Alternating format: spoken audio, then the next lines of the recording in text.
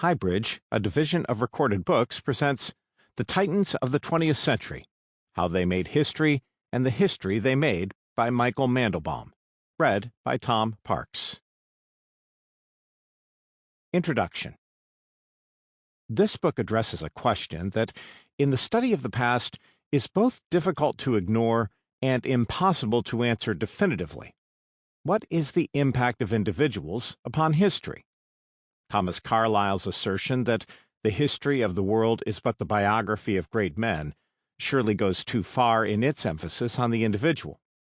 Karl Marx put it more accurately.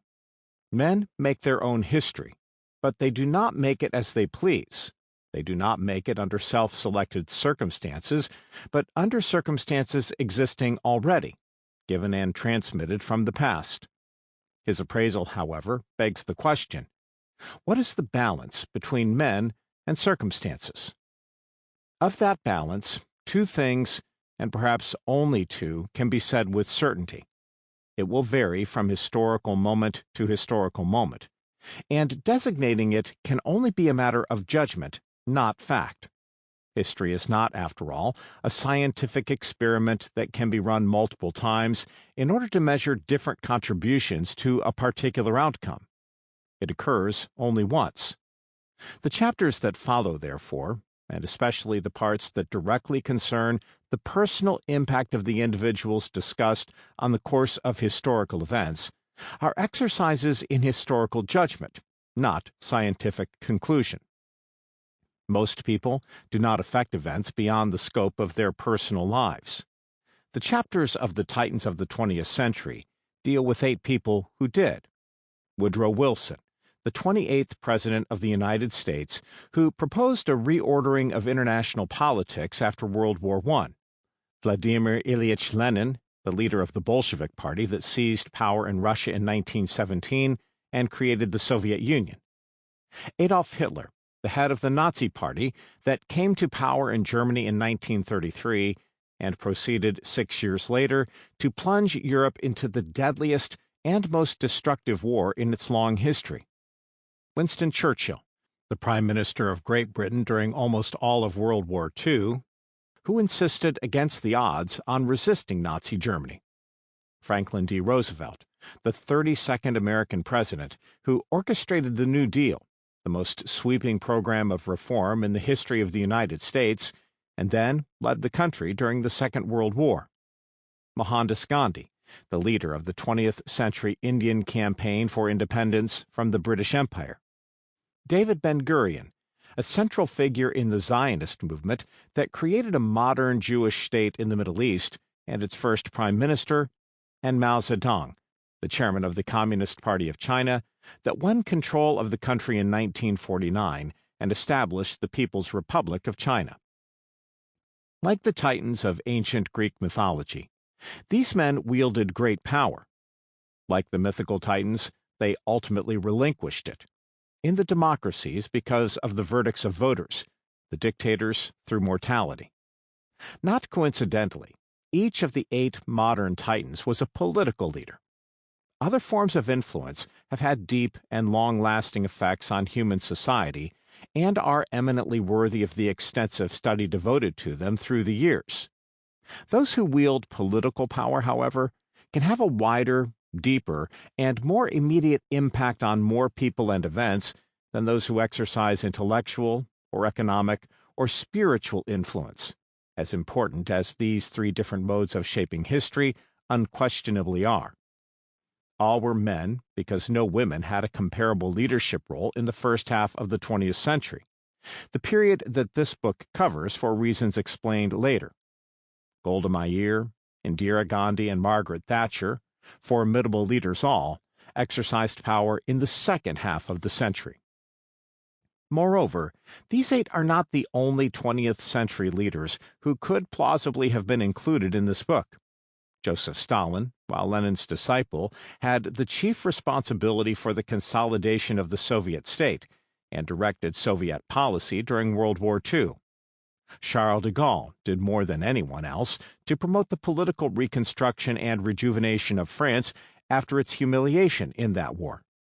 Harry S. Truman, the 33rd American president, presided over the creation of an American foreign policy of global engagement in peacetime in the wake of the same war, a policy that broke with the precedent of American history and had an immense influence on the world in the second half of the 20th century. Mustafa Kemal, known as Ataturk, built a secular Turkish state out of the ruins of the multinational Ottoman Empire. It is also worth noting that the titans of the 20th century includes no one from Japan, which was among the most important countries in the 20th century, by virtue of being the first non-Western state to harness the techniques of the Industrial Revolution, and thereby become wealthy and powerful, and of having begun World War II in Asia and the Pacific. Japan began that war as part of its conquest of an Asian and Pacific empire on the largest scale in history during World War II. The Japanese conquests, although they did not survive the war, fatally weakened European imperial rule in that part of the world. A collective society, Japan did not produce leaders who stood out among their peers as the 8 men portrayed here did. The contemporaries of the men discussed in the chapters that follow, as well as those who came after them, regarded each of the 8 as supremely significant.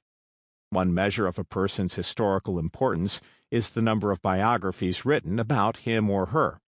Each of the 8 has inspired many, and there will surely be more. Of the making of books about them, no end is in sight. All 8 achieved recognition as towering historical figures in other ways, and not only during their lifetimes, but also, tellingly, after their deaths, when the incentives to exalt them in order to win their personal favor had disappeared.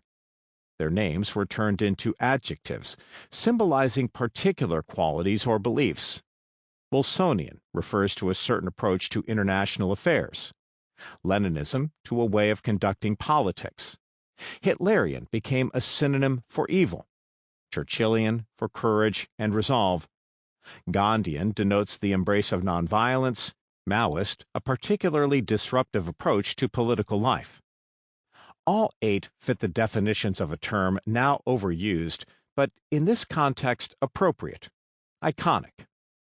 The word, from the Greek eikon, image, refers either to a painting on wood displaying a holy figure in the Christian religion, or, more broadly, to someone or something widely recognized and well established in the public mind, like the brand of a commercial product.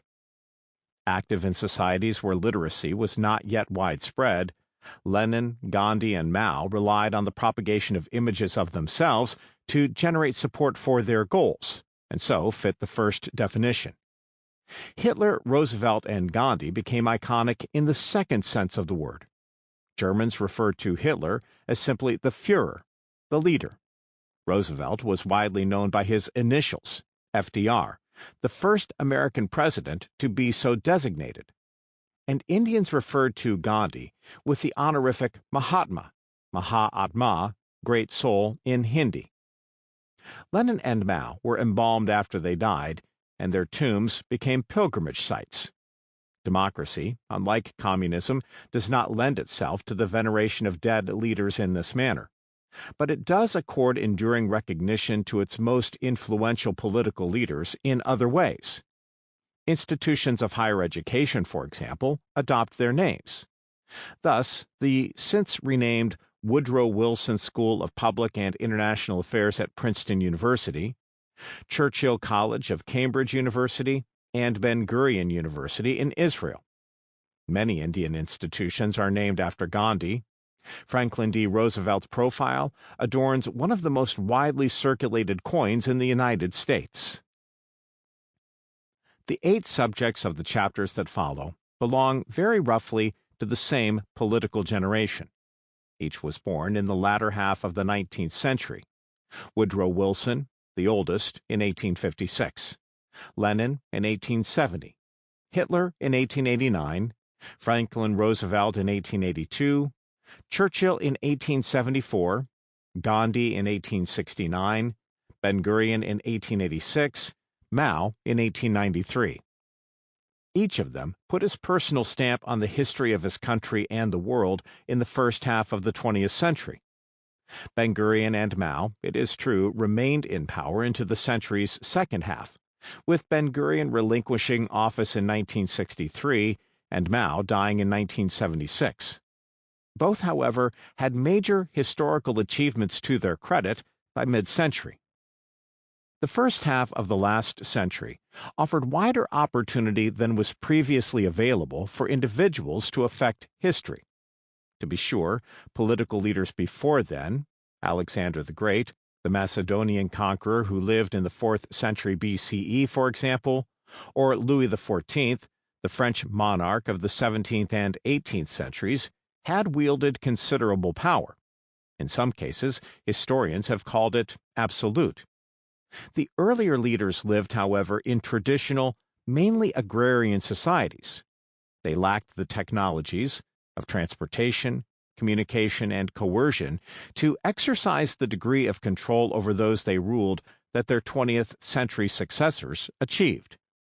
Moreover, pre-modern monarchs generally aspired to rule for as long as possible over as much territory as possible, but not on the whole to transform their systems of rule or the lives of those they ruled. While the world of tradition in which they lived was not static in every way, the scope of politically induced change fell well short of the dimensions it attained in the 20th century. In the traditional world, nature, in the form of earthquakes, hurricanes, floods, droughts, and plagues, typically had broader, deeper, and more disruptive effects on everyday life than did the activities of those who exercised political power. In the 20th century, political power expanded dramatically, and with it, the capacity of individuals exercising it to make a personal imprint on events. The French Revolution of 1789 and the wars that followed it marked the beginning of the end of the traditional political world. But at the conclusion of those wars, the victors attempted, with considerable success, to restore the political norms and institutions that had dominated Europe and the world before 1789. It was only in the first half of the 20th century that the wide and deep personal impact on the course of history that the subjects of this book managed to make became possible. In that period, 3 world-shaking events, the 2 world wars and the Great Depression, left the political and economic landscapes in ruins virtually everywhere. By making use of the products of the ongoing Industrial Revolution, which began in the second half of the 18th century and gained momentum thereafter, the 2 wars had such destructive and disruptive effects that the traditional world simply could not be restored. In contrast to the aftermath of the French Revolution and the conflicts it spawned, the restoration of what had existed before was, in Europe at least, scarcely even attempted. Similarly, although Europe and the world had experienced economic downturn before the 1930s, by that time the Industrial Revolution had created an international economy more tightly integrated and more financially vulnerable than ever before, making the Great Depression more damaging than its predecessors. The 3 great upheavals acted as bulldozers, flattening previously standing political and economic structures. The 2 wars and the Depression weakened, added entirely or discredited rulers, forms of government, sovereign borders, and methods of economic organization throughout the world. They thus created the opportunity for sweeping change. In particular, none of the 8 history-making careers that are the subject of this book would have been possible without the 2 world wars. Each man was not only affected by them, all except Gandhi took part, in one way or another, in one or both of the conflicts. Some historical moments are more plastic, lending themselves to wider and deeper change than others. The years between 1919 and 1950 can be seen in retrospect as exhibiting greater plasticity than any earlier period. The 8 men featured in this book took advantage of this condition to introduce policies, institutions, and practices that departed in major ways from those they replaced. In so doing, they changed the world. While history provided no shortage of ambitious political leaders before the first half of the 20th century, in their ambitions and accomplishments, the earlier leaders resembled architects working to renovate or modify existing structures. The 8 men of this era were more like architects confronting a vacant lot. They were free to build ab initio according to their own, often radical designs. If the 2 world wars and the Great Depression created opportunities for radical political innovations, they also enabled the rise to political power of men who entered political life precisely in order to make such innovations. The German sociologist Max Weber, 1864 to 1920, divided political leadership into 3 types. Traditional leaders, typically hereditary monarchs, draw their authority from long-standing customs and traditions. For rational legal leaders, authority rests on clear, firmly established procedures for allocating legitimate authority, as in democracies. The third type, which he called the charismatic leader, exercises power on the basis of his personal attributes. Charisma is a Greek word denoting a gift of divine origin. Weber defined it, for the purpose of leadership, as a certain quality of an individual personality, by virtue of which he is set apart from ordinary men and treated as endowed with supernatural, superhuman, or at least specifically exceptional powers or qualities. Leadership based on personal qualities became more common in the first half of the 20th century because the 3 great upheavals undercut the other 2 sources of authority. In so doing, they paved the way for the assumption of power by men with radical ambitions. Both tradition and legal rules placed restraints on what leaders who depended on them for their power were able to do. In addition, traditional and rational legal leaders had little incentive to overturn the orders from which they derived their authority, for that would, metaphorically, have cut off the branches on which they sat. By contrast, those relying on their personal qualities for the power they wielded were relatively free of such restraints and disincentives. All of the political figures portrayed in this book relied, albeit in varying degrees, on personal qualities to accomplish sweeping changes. Lenin, Hitler, and Mao were avowed revolutionaries, with no allegiance to traditional or legal norms, although each claimed to be acting on behalf of the higher truths revealed by the ideology he professed. Gandhi and Ben-Gurion were democrats, and the states they were instrumental in founding became democracies. But they initially aimed to overthrow imperial governance, and with it the rules that the empire, in both instances the British Empire, had imposed. Wilson, Roosevelt, and Churchill governed and established democracies, and thus were bound by their country's constitutional norms. None of the 3 had any desire to overturn those norms. All 3 did, however, exercise unusually broad authority compared with most of their predecessors and successors. This greater-than-usual power had something to do with their personal qualities, but also, and more importantly, with the fact that they held office during national emergencies brought on by at least one of the 3 great 20th century upheavals. In emergencies, the scope for innovation tends to be broader than in ordinary times. Moreover, all of Churchill's and Wilson's and many of Roosevelt's major historical achievements took place in the realm of foreign policy, where democratic leaders have more leeway for the exercise of power than they do over domestic issues. Each of the chapters that follow is divided into 5 sections. The first, entitled The Life, provides a brief account of what is in each case a well-known and extensively documented life and career.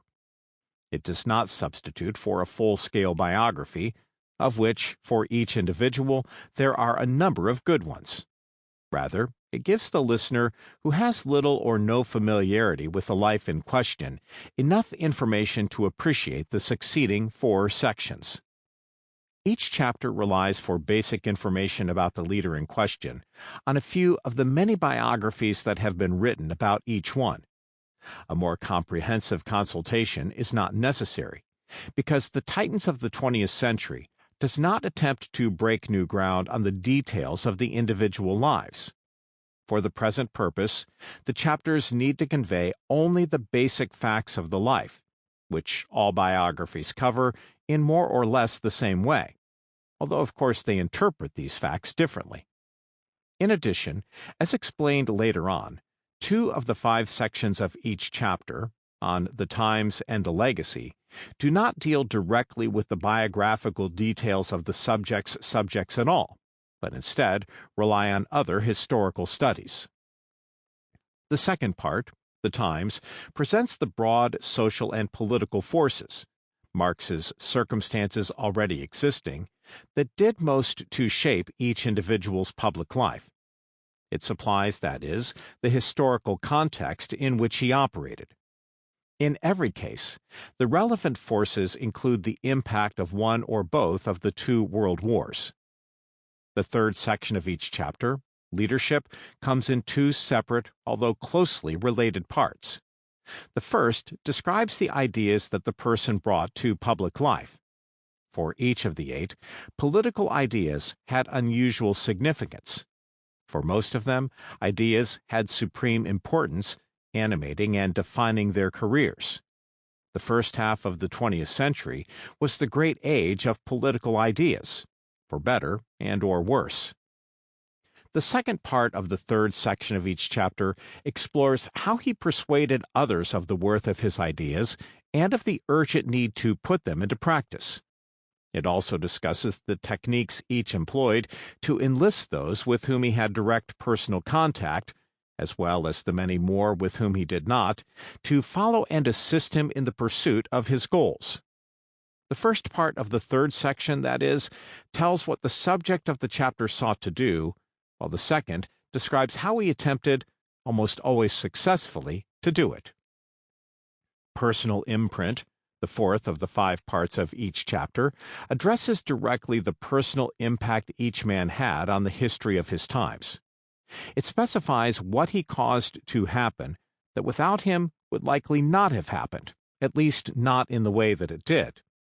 It offers, therefore, a necessarily subjective judgment about the aspects of 20th century history for which the individual career described in the chapter can be considered the sine qua non. The 5th and concluding section tells which of the man's accomplishments lived on after his death and which did not. The passage of time is a necessary condition for any such assessment, and for each of the 8 men, sufficient time has passed since he left the scene to make that assessment possible. Finally, although the Titans of the 20th century concerns leaders, it is not intended to serve as a manual of leadership. It does not purport to tell those who aspire to lead organizations or political communities how to do so. There are many such books, and most have as their basic premise the conviction that leadership is a positive, constructive, valuable activity. Sometimes it is. Sometimes, however, leadership has disastrous consequences. Both kinds of leadership are in evidence in the chapters that follow. 5 of the 8 figures discussed here, Woodrow Wilson, Winston Churchill, Franklin Roosevelt, Mohandas Gandhi, and David Ben-Gurion, operated within democratic settings. They left democracy stronger than they had found it, both in their own countries and beyond. The other 3, Vladimir Lenin, Adolf Hitler, and Mao Zedong, were tyrannical dictators. For them, a common, often the preferred technique of leadership was coercion rather than persuasion. Indeed, the 3 were worse than tyrants. They were monsters, mass murderers who constructed political systems that caused, under their direction, the deaths of tens of millions of people. The 20th century was, in some ways, a miserable period of history, and to Lenin, Hitler, and Mao belongs the responsibility for much of that misery. Chapter 1. Thomas Woodrow Wilson. The Life.